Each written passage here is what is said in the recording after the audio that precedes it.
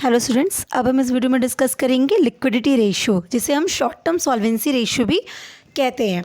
तो liquidity ratio में हम क्या देखते हैं कि जो बिज़नेस कंसर्न है उसकी लिक्विडिटी की पोजीशन कैसी है। और लिक्विडिटी का मतलब क्या हो जाता है कि जो भी उसके पास डेप्ट ऑब्लिगेशन है, जो लाइबिलिटी उसके पास है, वो उसको पे करने में कितना काबिल है। ठीक है, कितनी उसकी कैपेसिटी कैसी है कि वो अपने जो शॉर्ट टर्म ऑब्लिगेशन है उनको पे ऑफ कर पा रहा है या नहीं। तो अगर पे ऑफ कर पा रहा है तो आपकी लिक्विडिटी पोजीशन अच्छी है, अगर पे ऑफ नहीं कर पा रहा है तो पोजीशन अच्छी नहीं है। तो पूरा लिक्विडिटी रेशियो यही बताता है, इसीलिए इसको शॉर्ट टर्म सॉल्वेंसी भी कहते हैं, क्योंकि सॉल्वेंसी का मतलब क्या होता है कि अपनी ऑब्लिगेशन को मीट आउट करने की कैपेसिटी। तो ये यहाँ पे शॉर्ट टर्म क्यों हो गया, क्योंकि जो आपकी करंट लाइबिलिटीज़ हैं, current liabilities in the sense कि जो शॉर्ट टर्म ऑब्लिगेशन आपके ऊपर है, उन शॉर्ट टर्म ऑब्लिगेशन को आप कितना मीट आउट कर पा रहे हैं कि नहीं, उसको पे ऑफ कर पा रहे हैं कि नहीं, ये हम लिक्विडिटी रेशियो से देखते हैं। तो अब यहाँ पे देखिए, liquidity refers to the ability of a concern to meet its current obligation as and when they become due. तो जब भी वो ड्यू हो रही है उस टाइम पे उन करंट ऑब्लिगेशन को मीट आउट करने में की एबिलिटी कैसे पता चलती है, लिक्विडिटी से पता चलती है। ठीक है, तो अब देखते हैं, जैसे पहला रेशियो हो गया करंट रेशियो। तो करंट रेशियो क्या हो गया, करंट रेशियो का फॉर्मूला काफ़ी इंपॉर्टेंट फॉर्मूला होता है ये, और कई बार पूछा जाता है। तो करंट रेशियो मतलब current assets divide by current liabilities. अब इसका मतलब समझिएगा, current assets divide by current liabilities का मतलब ये हो गया कि आपके पास करंट मतलब शॉर्ट टर्म जो फंडिंग है आपकी, करंट एसेट्स कैसा होता है, शॉर्ट टर्म नेचर का होता है ना। तो आपकी करंट एसेट्स इतनी है और आपके पास अभी शॉर्ट टर्म में लाइबिलिटीज़ इतनी हैं, और इन दोनों का रेशियो ही आपका क्या कहलाता है, करंट रेशियो कहलाता है। अब आप खुद समझिएगा कि जैसे अगर मैंने कहा कि मेरे पास अभी 2 लाख रुपए हैं और मेरे ऊपर जो अभी मुझे पे करनी है, सामने से जो लाइबिलिटी मेरे सामने खड़ी है जिसको मुझे अभी पे करना है, वो 1 लाख रुपए की है। तो इसका मतलब मेरे पास 1 लाख एक्स्ट्रा पड़े हैं। 2 लाख रुपए के मेरे एसेट्स हैं जो अभी हैं मेरे पास, तो 2 लाख रुपए मेरे पास कैश है और मुझे 1 लाख रुपए किसी को अभी पे करने हैं। तो मेरा रेशियो क्या हो गया, करंट एसेट्स कितना हो गया, 2 लाख, करंट लाइबिलिटीज़ कितनी होगी, 1 लाख। तो मेरा रेशियो क्या बना, 2:1 का बना। तो कैसी कंडीशन होगी, अच्छी कंडीशन मानी जाएगी कि आपके पास 2 लाख है, 1 ही लाख पे करना, 1 लाख एक्स्ट्रा है आपके पास। तो करंट आप अपनी लाइबिलिटीज़ को पे करने के लिए बिल्कुल काबिल हैं, तो लिक्विडिटी पोजीशन सही है। तो करंट रेशियो से हमें ये पता चलता है। अब अगर एग्जाम में क्वेश्चन सॉल्व करना होता तो करंट एसेट्स में हम क्या क्या चीज़ें इंक्लूड करते हैं। तो करंट एसेट्स का मतलब मार्केटेबल सिक्योरिटीज़ हो गई, शॉर्ट टर्म इन्वेस्टमेंट हो गए, आपके जो डेटर्स हैं, है ना। तो हम जब डेटर्स लिखते हैं तो डेटर्स में नेट डेटर्स लिखते हैं, मतलब अगर कोई प्रोविज़न फॉर डाउटफुल डेट्स वगैरह दिया गया है तो हम पहले उसको लेस कर देंगे, उसके बाद जो आएगा हम उस डेटर्स को करंट एसेट्स में इंक्लूड करते हैं। अगर इन्वेंट्रीज़ मतलब स्टॉक आपका, तो वो आपका आ जाता है। लेकिन इन्वेंट्रीज़ में जो लूज टूल्स होते हैं, लूज टूल्स को इन्वेंट्रीज़ की तरह कैलकुलेट यहाँ नहीं करेंगे, तो उसे हम डिडक्ट कर देंगे। फिर जो अमाउंट आएगा वो करंट एसेट्स का पार्ट बनेगा। Stores, spares, accrued income, prepaid expenses, short term loan and advances, किसी को आपने दे रखा है, अगर शॉर्ट टर्म लोन एडवांस किसी को दे रखा है तो वो आपका एडवांस टैक्स, ये सब क्या कहलाते हैं, करंट एसेट्स का पार्ट बनते हैं। तो करंट लाइबिलिटीज़ में क्या क्या इंक्लूड करते हैं, आपके क्रेडिटर्स हो गए, बिल्स पेबल हो गए, लाइबिलिटी फॉर टैक्सेस होगी, आउटस्टैंडिंग एक्सपेंसेस हो गए, बैंक ओवरड्राफ्ट हो गई, डिविडेंड पेबल है, प्रोविज़न फॉर टैक्सेशन है, एक्रूड इंटरेस्ट है। ये सब कहाँ का पार्ट बन जाएंगे, आपका इनकम रिसीव्ड इन एडवांस। ये सब क्या हो गया, आपकी शॉर्ट टर्म लाइबिलिटीज़ कहलाते हैं, यानी करंट लाइबिलिटीज़ का होते हैं। तो हम करंट एसेट्स लेंगे, करंट लाइबिलिटीज़ लेंगे और रेशियो निकल जाएगा करंट रेशियो। तो आइडल रेशियो क्या होता है, 2:1, मतलब जो कहते हैं ना कि आदर्श जो होना चाहिए, अगर इतना है तो बिल्कुल बहुत अच्छा है। तो 2:1 मतलब आपकी लाइबिलिटी अगर 1 रुपये है तो आपके पास पैसे कितने होने चाहिए, 2 होने चाहिए, करंट एसेट्स दूना होना चाहिए। तो ये आपका आइडल रेशियो कहता है। नेक्स्ट हम देखते हैं लिक्विड रेशियो। लिक्विड रेशियो को और क्या कहते हैं, क्विक रेशियो या एसिड टेस्ट रेशियो भी कहते हैं। तो देखिए, लिक्विड रेशियो का फॉर्मूला क्या हो गया, जैसे करंट एसेट्स में क्या था, करंट रेशियो का फॉर्मूला क्या था, current assets divide by current liabilities. तो लिक्विड या क्विक रेशियो का फॉर्मूला क्या हो जाता है, liquid assets divide by current liabilities. और इसी को liquid assets divide by liquid liabilities भी कहते हैं, और इस लिक्विड रेशियो को क्विक रेशियो या एसिड टेस्ट रेशियो के नाम से भी जानते हैं। तो बात उठती है कि लिक्विड मतलब क्या हुआ। तो लिक्विड एसेट्स का मतलब होता है कि जो कैश में इमीडिएटली कन्वर्ट किया जा सके। ठीक है। करंट एसेट्स में तो आपके डेटर्स भी आ गए, है ना, तो बहुत सारी चीज़ें आपकी बिल्स रिसीवेबल वगैरह सब कुछ आ गया आपका। Cash in hand, cash at bank, ये सब करंट एसेट्स का पार्ट बन गया।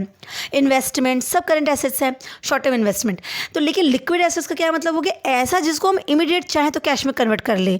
तो इसका मतलब कैश इन हैंड है या कैश एट बैंक है, ये तो लिक्विड एसेट्स हैं। लेकिन अगर आपके पास क्लोजिंग स्टॉक है तो क्लोजिंग स्टॉक को तो हम कैश में तुरंत कन्वर्ट नहीं कर सकते हैं, है ना।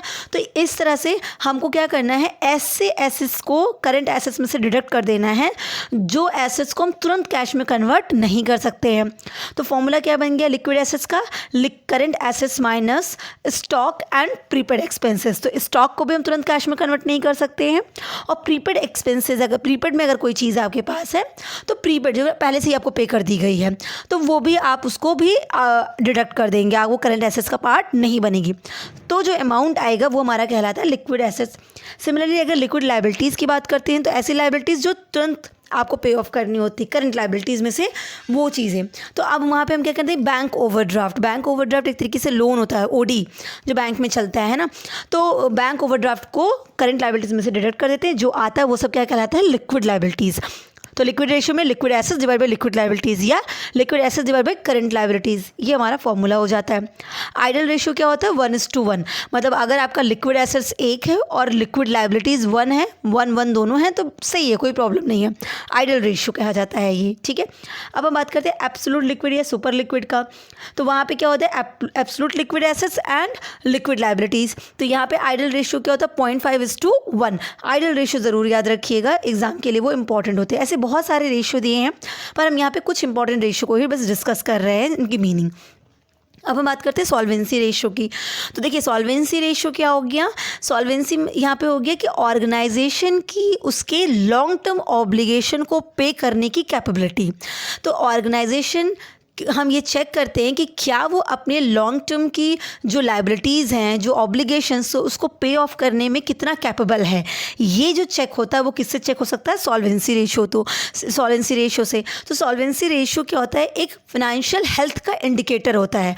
अगर आप पे ऑफ करने में, अपनी जितनी भी लॉन्ग टर्म लायबिलिटीज़ उनको पे ऑफ करने में कैपेबल हैं तो आपकी जो फाइनेंशियल हेल्थ है वो बहुत अच्छी है। पर अगर अपनी लायबिलिटीज़ को पे करने में आप कैपेबल नहीं हैं, लॉन्ग टर्म लायबिलिटीज़ को, तो आपकी फाइनेंशियल हेल्थ सही नहीं है। तो सॉल्वेंसी रेशियो एक तरीके से इंडिकेटर होता है किस चीज़ का, आपके फाइनेंशियल हेल्थ का, कि कैसी है आपकी हेल्थ, ठीक है, फाइनेंशियली। तो अब यहाँ पे भी कुछ इंपॉर्टेंट रेशियो हम देखेंगे। तो अगर हम ये financial health profit and loss के आइटम के बेसिस पे कैलकुलेट करते हैं तो वो क्या कहलाता है, डेब्ट सर्विस कवरेज रेशियो कहलाता है। अब डेब्ट सर्विस कवरेज रेशियो में क्या करता है, यहाँ पे हम ये रेशियो एक्सप्लेन करता है कि जो ऑर्गेनाइजेशन है और ऑर्गेनाइजेशन ने जो लोन ले रखा है तो वो उस लोन का इंटरेस्ट और उसका प्रिंसिपल अमाउंट पे करने में, जो जब उसका पे ऑफ करने का टाइम पीरियड आता है उसको पे करने में किस हिसाब से कितना एबल है, उसकी एबिलिटी क्या है, ये रेशियो इस बात को एक्सप्लेन करता है, ठीक है। पर ये रेशियो, डेब्ट सर्विस कवरेज रेशियो और इंटरेस्ट कवरेज रेशियो दोनों अलग अलग चीज़ हो गई। इंटरेस्ट कवरेज रेशियो में सिर्फ हम क्या करते हैं, हम ये देखते हैं कि इंटरेस्ट कितना पे कर पा रही है आपकी ऑर्गेनाइजेशन। हम चेकअप किस चीज़ का करेंगे कि इंटरेस्ट पे कर पा रहे हैं या नहीं, आपने जो लोन ले रखे हैं उनका इंटरेस्ट पे ऑफ हो रहा है कि नहीं। पर डेब्ट सर्विस कवरेज रेशियो में क्या हो जाएगा, इंटरेस्ट पे कर पा रहे हैं कि नहीं, साथ ही जो लोन का अमाउंट है, प्रिंसिपल अमाउंट, वो पे कर पा रहे हैं कि नहीं, तो वो दोनों को चेक करता है।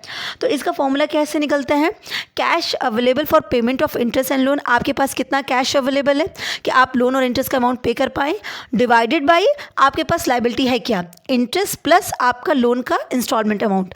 तो इतना मुझे इंटरेस्ट पे करना है प्लस इतना लोन का अमाउंट पे करना है, दोनों में इतना पे करना है और हमारे पास कैश अवेलेबल ये है।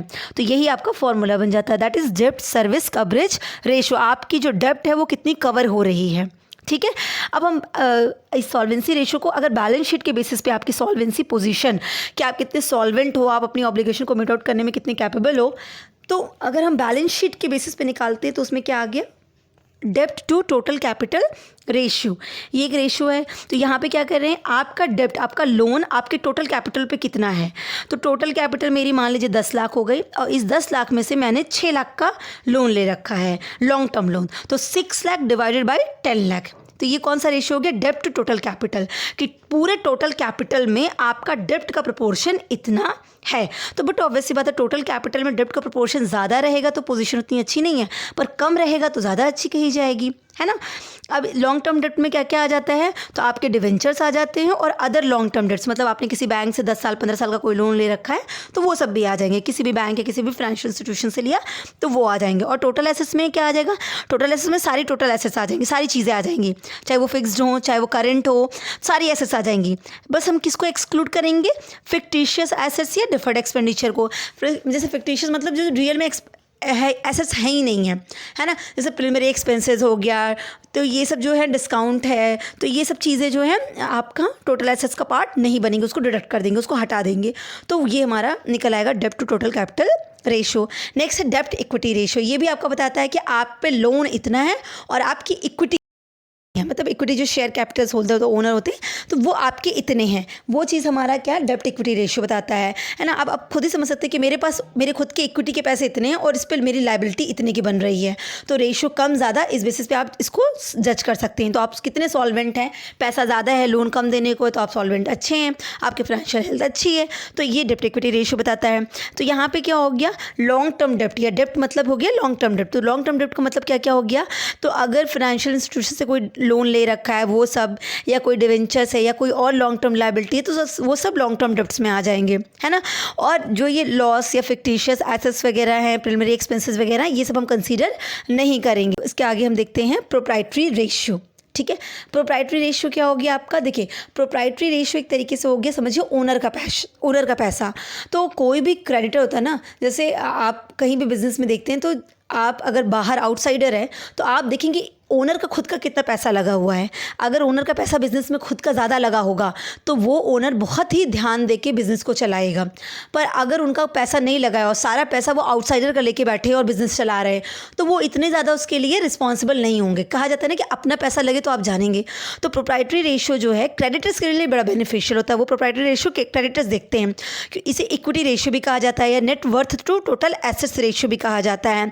तो ये क्रेडिटर हमेशा क्या चाहते हैं कि शेयर होल्डर्स का ज़्यादा पैसा हो, मतलब शेयर होल्डर्स के स्टेक पूरे बिजनेस में ज़्यादा हो, क्योंकि जब उनका खुद का पैसा होगा तो बहुत केयरफुली इस चीज़ को बिजनेस को चलाएंगे, क्योंकि उनका पैसा डूबेगा ना, तो इसीलिए वो इस पर फोकस करते हैं।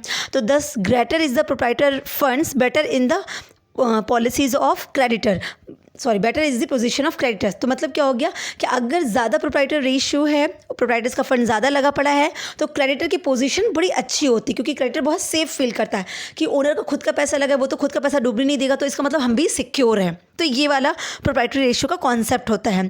तो हम इसे कैलकुलेट कैसे करते हैं, proprietors fund divided by total assets, मतलब टोटल एसेट्स, क्योंकि आपको पता है अकाउंटिंग इक्वेशन में कि एसेट्स इज इक्वल टू क्या होता है, तो एक साइड जो पूरा एसेट्स है उसके इक्वल में क्या आता है, आपका कैपिटल प्लस लायबिलिटी आती है ना।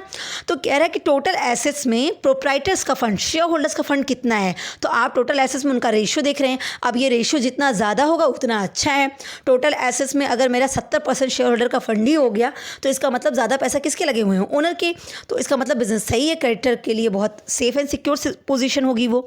तो ये आपका प्रोप्राइटर रेशियो है। इसी तरह सॉल्वेंसी रेशियो, ये क्या हाईलाइट्स करता है कि long term solvency of a concern. तो कंसर्न्स की लॉन्ग टर्म सॉल्वेंसी कैसी है, लॉन्ग टर्म डेट्स को मीट आउट करने की कंडीशन कैसी है। If total assets are more than outside liabilities, the concern is treated strong from a view of long term solvency. तो अगर आपकी आउटसाइडर की लायबिलिटी से ज़्यादा आपके एसेट्स होंगी, तो आप कैसी पोजीशन में होंगे, आप स्ट्रॉन्ग पोजीशन में, आप सॉल्वेंट होंगे, क्योंकि आपके पास लायबिलिटी कम है। उधार देना, जो लंबा उधार आपको चुकाना है, तो वो उधार के पैसे कम है और आपके खुद के पैसे ज़्यादा लगे हुए हैं। तो आपकी फाइनेंशियल हेल्थ कैसी है, अच्छी है, आप सॉल्वेंट हैं, आपके पास खुद के पैसे हैं, तो आप कोई भी लोन दे पाएंगे, किसी भी लोन का रीपे कर पाएंगे। तो सॉल्वेंसी रेशियो ये हो गया। तो इसका फॉर्मूला कैसे होता है, total outside liabilities divided by total assets. Total assets में से आपको जो लायबिलिटीज पे ऑफ करनी है आउटसाइडर्स को, वो इतनी है, तो ये आपका सॉल्वेंसी रेशियो निकलता है। ठीक है, अब यहाँ पे ध्यान देने वाली बात क्या है कि जो प्रोप्राइटर रेशियो होता है, मतलब ओनर का पैसा, और सॉल्वेंसी रेशियो क्या हो गया, आउटसाइडर का पैसा। तो ओनर प्लस आउटसाइडर, तो capital plus liability is equal to total assets होता था ना इक्वेशन में, तो प्रोप्राइटर रेशियो और सॉल्वेंसी रेशियो हमेशा 100 होते हैं, टोटल दोनों को ऐड करेंगे तो 100 होगा। इसका मतलब क्या निकलेगा, अगर प्रोप्राइटर रेशियो 60 है, मतलब ओनर के 60 लगे हैं, 100 में 60 ओनर के हैं, तो इसका मतलब 40 कहाँ से आए होंगे, आउटसाइडर से आए होंगे, तो सॉल्वेंसी रेशियो कितना हो जाएगा 40। तो प्रोप्राइटर प्लस सॉल्वेंसी हमेशा 100 होती है।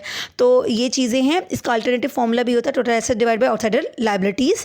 तो इसके अलावा भी और भी रेशियो हैं, जैसे एक और हम ले लेते हैं फिक्स एसेट्स रेशियो। तो फिक्स एसेट्स रेशियो कि आपका फिक्स एसेट्स कितना है शेयर होल्डर फंड्स में और उनकी लॉन्ग टर्म लायबिलिटीज़ में, टोटल में शेयर होल्डर जो फिक्स एसेट्स है उनका कितना रेशियो है, वो हम यहाँ पे कैलकुलेट कर लेते हैं। नेक्स्ट आता है capital gearing ratio. Capital gearing ratio आपका रिलेशनशिप बताता है किस चीज़ के बारे में, कि आपके जो फिक्स कॉस्ट बेयरिंग कैपिटल है, ऐसी कैपिटल जिन पे फिक्स कॉस्ट मतलब जो आपको पे ही करना है, फिक्स्ड है कि इतना तो अमाउंट आपको पे ही करना है, बिजनेस के लिए वो कॉस्ट है, पे करना ही करना है। तो ऐसी कैपिटल जिसका पे ऑफ करने का अमाउंट फिक्स्ड है, और इक्विटी शेयर कैपिटल जो उसके खुद के पैसे हैं, इन दोनों के बीच में रिलेशन कौन बताता है, कैपिटल गियरिंग रेशियो बताती है। अब ऑर्गेनाइजेशन में फिक्स कॉस्ट बेयरिंग कैपिटल कौन कौन सी होती है, जैसे प्रेफरेंस शेयर होल्डर्स, क्योंकि प्रेफरेंस शेयर होल्डर्स के पास प्रेफरेंशियल राइट होता है कि इनको डिविडेंड बांटना ही बांटना है।